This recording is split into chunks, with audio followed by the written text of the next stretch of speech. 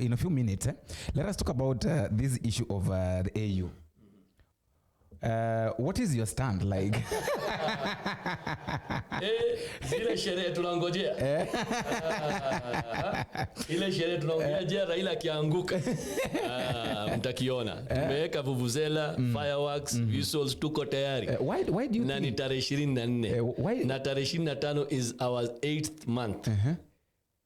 Tunataka tusherekee mpaka che. From Jivanji all the way to archives. No, Sheikh, let me ask you.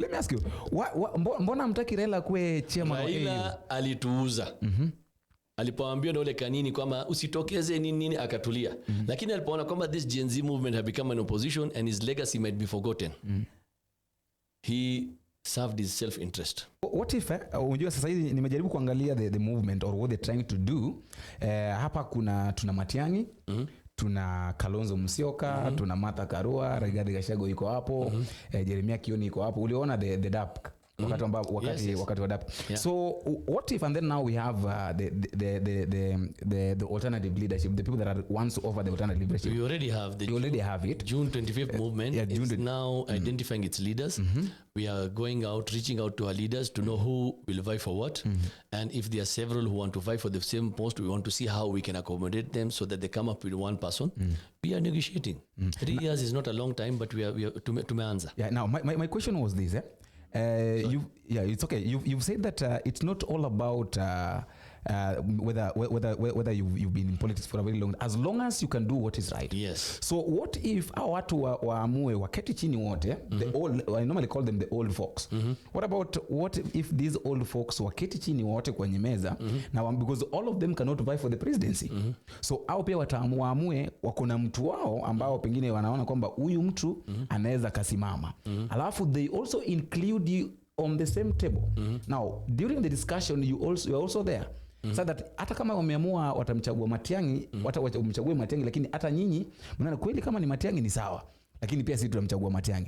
But now the problem, I don't know how you're going to take it, but I think now the problem will come whereby they are deciding and you're also deciding, but now what they're deciding is not what you want, and then they will include you in their discussion, in their decision. Exactly. Thank you so much. I understand your question. Yeah.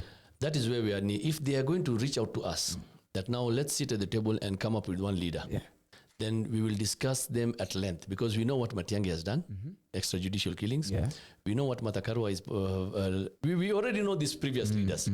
Then we have the new leadership. We will offer our candidates also. So let us then discuss it at length. Once we are now united that yes, this is the right person, then we have no problem. Because what we want is Kenya to move forward. So lazima si ndio tuchukue leadership. That's true. If we get that they have accommodated us and they have listened to us and we have heard each other out and we have exhausted all avenues, and then we come up with a person who might in other, maybe let's say hata ni Gachagua. Mumbai is impeached and he cannot even vie. But we all decide just an assumption, just an assumption that it is Gachagua. But if we all agree and he works under us, then there's no problem. He should be answerable to us. It should not be a one-man show. Raila Odinga, hawezi mwambia chochote kwa sababu yeye ndio chama. Ruto ndio chama. Matiang'i ndio chama. Lakini ikiwa mimi ndio nimekuchagua na unawajibika kwangu, we have an MOU. Okay, we should not say the president is above the law. We can remove you and we have everything in place. Then we might say okay. But right now we know that these leaders have nothing to offer. They are just lying to us, and these are we have another word for them. I'm sorry to use it here. They are called politicians. These politicians have nothing to offer. Okay, they just shit around. So we are not going to go back into that same shithole. Okay, and they promise us things because their promises have always been empty. So we cannot trust them. Okay, so if they decide that they are going their way and we have to go away, then I'm just going to tell you that they're just breaking the vote bank and they're giving Ruto a second term. So in other words, I will just say it openly, that they are just being stage managed by Ruto. There's nothing more. But if they sit down with us and discuss, and then we come up with something viable and something that is unique, then fine. Because right now we already have people in the Gen Z movement who have identified elders. It's not a must to a 25 da kuwe president. We have identified elders who can be our presidential aspirants. Okay? So we are engaging them. We already engaged them. The other day you heard even Uhuru Kenyatta offering his daughter. we have no problem with Ngina. But the only thing we are afraid of the Kenyatta family is they hijack the thing. The same way Jomo Kenyatta hijacked the Mamo freedom movement. So if Ngina Kenyatta is coming in, then we will have conditions. We have no problem working with her. Okay? Because we know she's educated, she has got all the needs, but Uhuru should not try and manipulate us. And we will see. And if the Gen Z movement say, no, we don't want Ngina Kenyatta here, we will agree. It's not my choice or someone else's choice. This is not a one-man show. We have got a whole team sitting behind the scenes. We strategize. You can see our 25th vigil prayer was very successful. The OCS came down on our necks and he did everything that he did, but we still managed it. We still managed to send the message across to 5 TV channels, okay, that we remember our fallen comrades. So now we are not backing out. The thing is now, the government can either use the polite mean and address our issues, or it can come in strong. The stronger you become, the more volatile we become. Remember, you cannot kill all of us, you cannot jail all of us. Okay? This fear that you have been trying to use, imeenda. The fear is gone. The more you do it, the more we are more volatile. And then on social media, there are those loud mouths. Wamekaa pale kuongea tu kuongea na kuongea na kuambia kuongea kila mtu anaweza. That's true. But we are also looking during the social media. There's some people who have got ideas, but they might be cowards. They can't come on the streets. Okay, so we are taking those ideas and we are not writing them off. There are some people who are very strong when it comes to being technocrats, but they are not politicians. So we will accommodate them also. Because we need technocrats also on our team. We have people who have got a lot of talent, but when it comes to being volatile, so we have to understand. Talking about social media, I had our very own Kabogo, CS of ICT, saying that in case the country is being threatened, the social media will be shut down. No problem. No problem. Trump tried, the US administration shut down the TikTok. What happened? We always have an alternative. Okay, we will move on. You shut down the social media, we have other avenues. Okay, but the first, the thing is, you should try and explain to us what do you mean by a threat. Okay, those guys who are going to parliament, hatukuwa na bunduki. We just had a flag, a bottle of water, and what do you call it? A whistle. A whistle, yeah. What more did you have? But you shot us inside Parliament. Buckingham Palace. So many people have trespassed on it. They have not been shot. So that means this administration is stupid. Let me use that word, stupid. If you are going to knee with social media, you yourself, Kabogo, do you even understand social media? I'm telling you, if you put Kabogo with me on the team, there are a lot of things he doesn't understand. Now you put someone who does not understand even ICT and CS. If you had chosen a younger person, okay, it would have been better. Like then threatening us. The more you threaten us, the more you make us more daring. Remember, the Mau walifanya nini? Mpaka tulikuwa nakataza kwenda shambani. But what happened? The colonialists had to move out. And I'm telling Ruto administration the same. The more you start clamping down on us, okay, the more the citizens will start favoring us. And in the end, you will have to give up. And I'm not only reaching out to Ruto, but I'm reaching out to those policemen who hurt us. If Ruto today runs, what will happen to you? Bashir al-Assad ran. Did he go with the police? Did he go with his military? Hasina Wajid ran. Did they go with him? Mobutu Sese Seko had all the power, all the money. Everything. Today, even his bones cannot be returned to Zaire. Even his bones. So I'd like to ask Ruto, is that the way you want to go? Okay, we might die, you might even kill all of us, but a time will come, you'll have to run. Where will you run to? And the same Europeans who are supporting Mobutu Sese Seko did not accept him to come to exile to the country. Hasina Wajid could not go to the country. Bashir al-Assad cannot go to any European country. So these Europeans are just lying to you. They will not take you. Maneno ikiharibika, utakufia hapa hapa. Na ikiwa tamfupa yako hezi rudishwa. Okay? Ask yourself. And then I ask those security officers, why are you serving an individual? Why don't you serve the Constitution? If I have wronged the Constitution, pick me up instead of abducting me or killing me. Okay? If you are going to serve one individual, ask yourself, even those guys in Subarus, nasikia wamenunua 30 Subarus, nauliza watu wa Subaru, leo Ruto akitoroka, mtaenda na yeye? And will he be able to feed you if you run away with him? Will he be able to sustain you for all these years? It's everyone for himself. So stop serving an individual, serve the Constitution. If Ruto is right, let us serve Ruto. If we, the Gen Z movement, are right, let us serve us. It's the Constitution that will be supreme. Do you think Sheikh William Ruto has got any other option? Like, how many options do William Ruto has? Like right now as a president? If he was a gentleman, he would have resigned. He will have resigned and he will have just walked away into the darkness, vanished. But the more he becomes clamping down on the youth, the more people hate him. And the more people hate him, he's trying to compare himself with Museveni. Museveni came in through the bullet. Yeah. He did not take over democracy. Wewe hapa democracy, ulishinda na kura 200. 200 ni kitu ya kuringia mtu. Pamoja na all these things that you had. Okay? And today you don't have any vote block. Everyone has gone. Yeah. Okay, even your own Kalenjins are not supporting you. But they've rejected him. Yes. So I'm telling him, the best gentlemanly thing is to vanish into thin air and resign. That's the best thing to do. Okay? Or the other option is to meet justice so that all those who are killed, let those who are killed start being answerable. And I would like now to reach out to the courts. I think the courts are also playing us. Anytime they want the IG to appear. Why? The OCS of that area where that person was abducted is the one who is answerable, not the IG. Because if you go to the IG, he will just step over the courts and go away. But the OCS of the region, of the area, the OCPD of that area, if you summon him to court, the IG will push him to attend court. So wherever this person is abducted, let the OCS of that area be answerable, not the IG. Stop putting the IG in the limelight. The IG is not the one who gave those orders.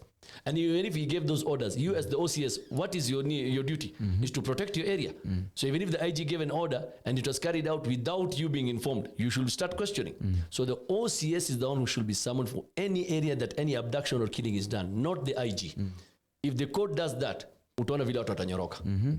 Do you think Sheikh, kuna jambo ambalo hao watu wanajaribu kutuficha? Kwa sababu angalia wakati ambapo Muturi alijitokeza akajaribu kujieleza jinsi ambavyo kijana wake alitekwa nyara, akahesabu kila mmoja ambaye wahusika, akamweka Rais William Samoei Ruto pale, akaweka mpaka Haji pale, aliweka kila mmoja, the NIS, the DCI, Kindiki alikuwapo.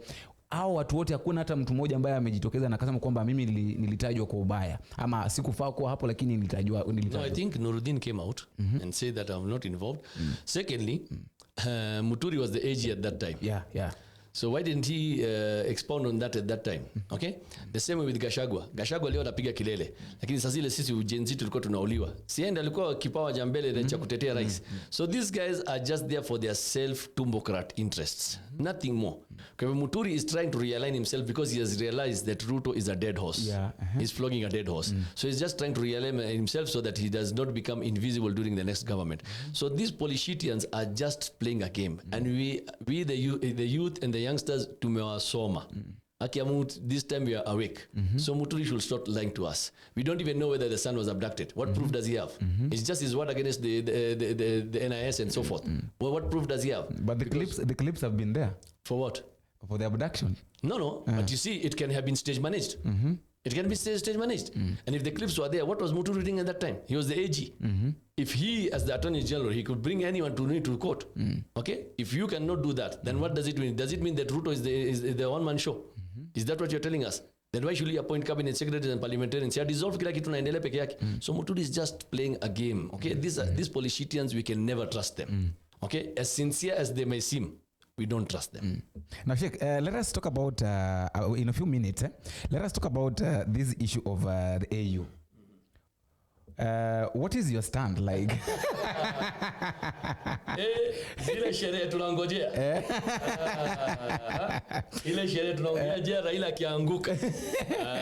Mtakiona. Tumeweka vuvuzela, fireworks, whistles tuko tayari. Why do you na ni tarehe 24. Na tarehe 25 is our 8th month. Tunataka tusherekee mpaka che. From Jivanji all the way to archives. No, Sheikh, let me ask you. Mbona mtaki Raila kuwe chairman wa AU? Raila alituuza. Alipoambiwa na ule kanini kwamba usitokeze nini akatulia. Lakini alipoona kwamba this Gen Z movement have become an opposition and his legacy might be forgotten. He served his self-interest. If Raila cannot even solve the problems of Kibera, what will he do in AU? So we are praying for Raila to fall. That is the downfall of Raila. Now the downfall of Raila will mean atakanyaga Ruto. Kwa hivyo sisi tunangojea hiyo ndovu ikanyage Ruto. So okay, so here you have got two reasons why you want Raila to fail. Yes. Reason number one is because Sell he out. betrayed the Gen Z revolution. Yes. Number two is the only giant who can fight Ruto. Yes. But now Sheikh, Sisi ni panya, yeye atakanyaga. Now talking about you guys wanting saying that Raila is a sellout. Yes. Let me ask this question. When Raila was doing the demonstration, when he was trying to fight for his own, let me say, because a lot of people say that it was his own interest. People were coming out. Some people died, but he has been doing that for a very long time. And then all of a sudden Raila backed. You see, that's why I was one of those who came out in the demonstrations. I was also at Stephen Kalonzo Musyoka's headquarters when we were mourning those victims. I was with him because I was the Secretary General Azimio Clergy. I was, for me, Raila was the less of the evils with Ruto. Because mimi nimetembea na Ruto, najua Ruto mtu aina gani. So when Uhuru moved to Raila's camp, I really liked Uhuru. So that's why since 2013 kwa nimesimama na yeye. So when I moved there, we were standing with him. Lakini Raila spoiled his legacy. We did not expect that. We never expected that. Okay, what Raila did has tainted his whole image. And it has made us feel that, you see, hata katika hizo maandamano zingine watu wanatokea wanakufa, yeye anapatiwa cheo anawasahau. He has never compensated those people who died in all his demonstrations since 07. Okay? And in fact, he even sold out Ruto when he became waziri mkuu. Alisaliti Ruto. Na saizi sisi Gen Z tumeshambandika jina, tunamitanga msaliti mkuu. Sio waziri mkuu, msaliti mkuu. Yeah. Kwa hivyo msaliti mkuu ashajulikana. So maybe he was playing a game, or maybe he made a grave mistake. He should have waited even 1 week. Hii serikali leo ingekuwa yake. But some people are saying that Raila kuna jinsi ambavyo Raila pia aliokoa nchi kwa watu kutokufa sana, kwa sababu ingeendelea hivyo basi watu wangekufa. Kuna watu wanasifungi Firauni hata akifanya nini. Unasikia? So there was nothing that we were afraid of. But he was afraid that his movement has been hijacked. Okay? Because people were usually used to kama Raila kitisha maandamano tunatokea. So to him we had become a threat. Kama we had become someone who tungeitisha maandamano na watu wanatokea. And he had never amassed the masses the way we did. The Gen Z movement was such a thing that even Raila was taken back. Watu wake wazingia parliament. Watu wake ni waoga. Lakini wengi watu wanasema kwamba yenyewe. And then another thing, Raila during the Azimio movement, hata Wajaluo, you know, I was on the table. Wajaluo walimwambia kwamba baba, sasa kitu tutafanya, kila sasa sisi Wajaluo ndio tunakufa. Wacha hawa Kikuyu waumie wenyewe. Walitumia maneno, watoke ndio watajua. So Marai atuendi maandamano. Baba ukisema atuendi. So Raila had stopped demonstrations because Raila listens to the Luos. And they are the ones who moving. So walikuwa wamemwambia kwamba sisi atuendi. Wacha hawa Kikuyu ambao wamechagua Ruto wakiumia wenyewe. Ndio wakitoka ndio watajua. And that's what happened. That's what happened. Raila backed up. But now if Raila had kept his legacy and waited just silently in the shadows, he would have been an icon for the Gen Zs. 2027 he will just have swept it. Lakini I'm sorry to say maybe God had planned something else. Maybe Mungu anamjua zaidi. Kwa hivyo alitoa ngozi yake, akatoa nguo, akatuambia Raila, this is the real Raila. But don't you think that this issue of Raila accepting to take this issue of AU is like a clinch? William Ruto just want to use him like a... It was not Ruto. It was not Ruto. It was his decision. It was not his decision also. He was told by the European Union that if your country is not stable, you cannot vie for the AU. You guys don't know. We know the politics behind. You guys mnasomanga tu gazeti mbele. Sisi tunajuanga kitu nyuma. It is Europeans walimwambia kwamba if your country is not stable, how can you vie for the AU? So it was him trying to save his position. It was not Ruto. So he was trying to save his position. Ruto had nothing to do with it. He was just trying to save his position because you cannot vie for AU and your country is turmoil.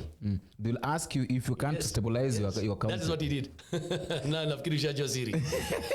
Usifikiri sisi vijana tusomi. We sit down and we talk. And me being a religious leader, I really listen to these kids. And if I tell you that I was the one who proposed the BBI, you'll be amazed because I got these ideas from the youth. I was the executive Kenya Interfaith Youth. And when I presented it, just the only mistake I made is we presented it to the wrong people. Because if you look at my TikTok videos, you will see what I said is that we wanted the presidency to rotate between Kenyatta and Moi regimes after Raila being given one term, because these were the three families that were prominent. Yeah. And we want a prime minister elected by the people, answerable to the president. Kwa hivyo hawezi cheza na nchi. And then we wanted only 2 MPs per county, one male, one female. Finished 94. And these MPs, along with the governor and the senator, should be sitting in the county assemblies, listening to what the MCAs and the people say, and then come back with the feedback to the National Assembly. Right now, there's no connect between the parliament and the county assemblies. You don't know what is going on. These ones are deciding a legislation, this one is So when you listen to what is on the ground, and then you come back into parliament and now decide and discuss, whatever becomes uniform becomes national law, whatever is not uniform becomes county bylaws. That is the thing we had proposed. And we had also proposed the salary, what do you call it? So the line, the maximum salaries MC should have.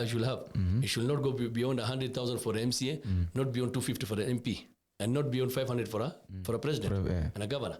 So you see, we had already needs, but the sorry thing is that I discussed it with the British and American ambassadors. Now wazungu watakangi see to stabilize. So right, koroga mimi nikashina hii kitu sio hivyo. Sio venye uliweka. So right now an MC is earning 164, a member parliament is earning 139. You see 139? 739. Yeah, 739. You see, that's what I ask you. Mimi leo ni mwalimu wa dini. Labda mshahara wangu ni 1080. Okay? Ama 100. Kwani nikiingia parliament mshahara iko 1500? What expenses have I increased? Am I not the same person with the same family? You are just the same person. The only thing is we should be given allowances for things that come in as an MCA you're traveling. Or accommodation, those. Lakini inaruka 500. Wewe mtu ambaye alikuwa anapata shilingi 20,000 pahali. Alafu leo unataka 200 kwa nini? So these are the things, you see. We should not keep money at the knee. Alafu, the other thing is, people feel that if you have got more money, then you're more richer. No, more money does not mean more purchasing power. More money, more trouble. Yes. No, it means inflation goes up. The house that you have bought for 2.5 million, now you're buying at 7 million. Why? Because of inflation. The more money you have, the lesser the purchasing and bargaining power. That is what MPs don't understand. That the lesser money you have, the more it becomes viable and workable. So that you buy things at a cheaper price, the country moves on, you create employment. Okay? Right now, according to the constitution, the chiefs and sub-chiefs were done away with the constitution 2010. Lakini Uhuru aliyaweka for his personal gain. I have done my small calculation. We are spending over 9 billion every year on chiefs and sub-chiefs. There are around 3,725 chiefs and 9,700 plus sub-chiefs plus village elders. So they come to around 15,000 people. 15,000 people earning between 27 to 100,000. If you keep on a minimum of 50,000, we are spending nearly 9 billion every year. 9 billion ukichukua utengeneze viwanda ndogo ndogo, sio viwanda kutengeneza magari, viwanda kutengeneza kitambaa cha kupanguzia mapua, pins, razor blades, pens. You will employ nearly 500,000 people every year. That's a vote basket in 5 years of 2.5 million. How do these guys think? Now, as we wind up, kuna jambo fulani ambalo Uhuru Kenyatta amezungumzia leo. Remember when President William Ruto was complaining that Donald Trump cancel mambo na kuomba pesa United States of America. Now, Uhuru Kenyatta amesema kitu cha maana sana kwamba, why do you complain to Donald Trump that he is not going to offer money, yet you're not even paying tax there?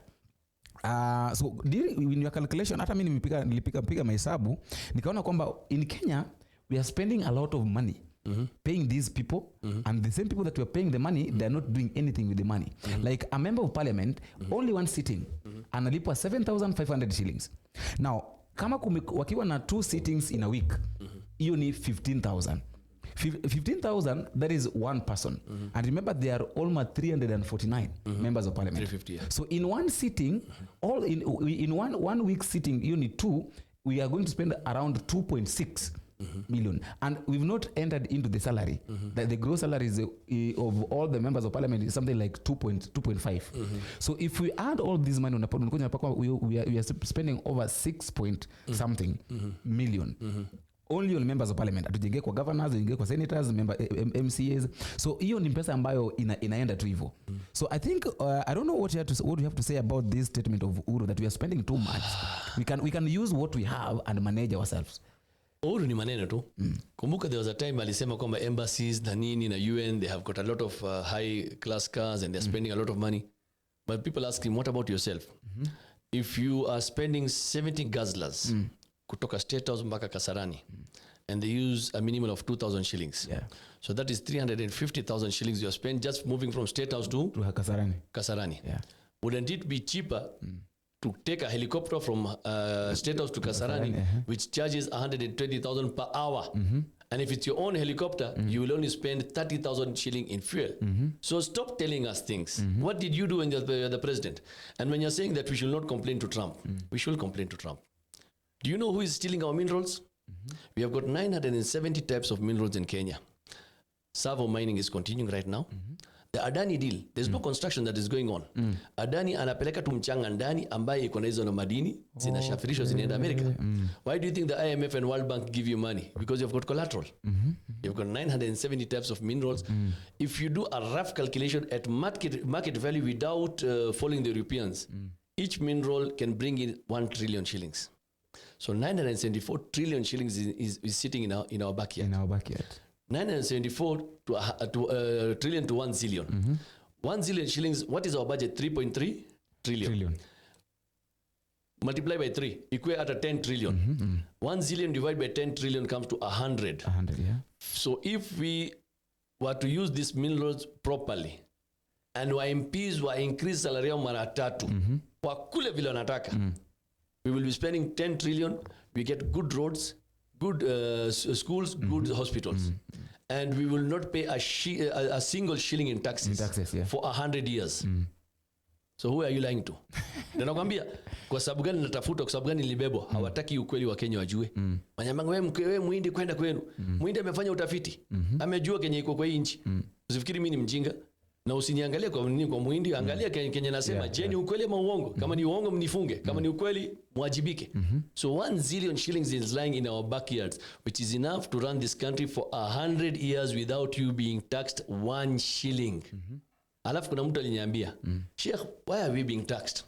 Sini serikali ndio inachapisha pesa. Si watu ile ambao wanatumia alafu watupatie nyingine.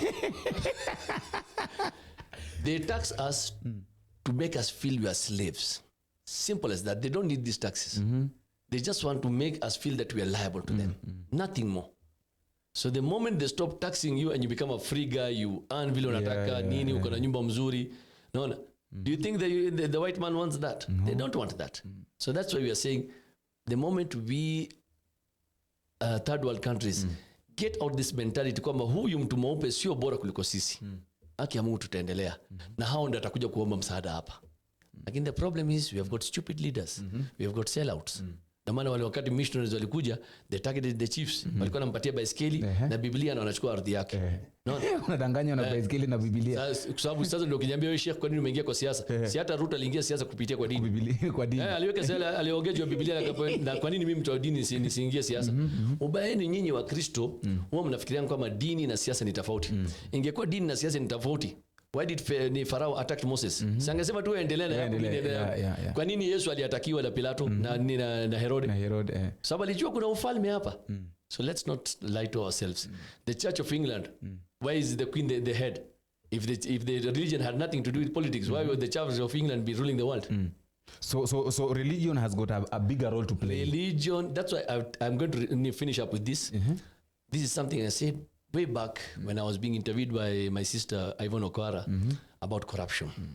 And she said, Sheikh, what are the solutions? And I told her one thing that I remember till date, and I even reminded her the other day, that the people who have failed this country most are the religious leaders. We, the religious leaders, have failed. That's true. We are the ones who are corrupt. Because corruption is a decay of morals. You cannot jail everyone. If we, the religious leaders, were sincere, the people will not be corrupt. So there are 3 people who have failed this country: the religious leaders, the media, and the politicians.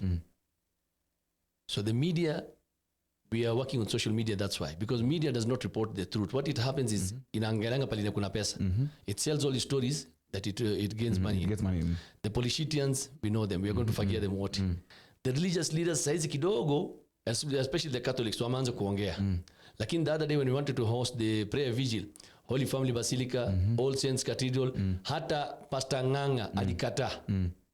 Kwa hivyo ni kuonekana kwamba ima wao ni waoga ama wao wako na maslahi yao tofauti. So for us, the religious leaders, we still do not identify with them.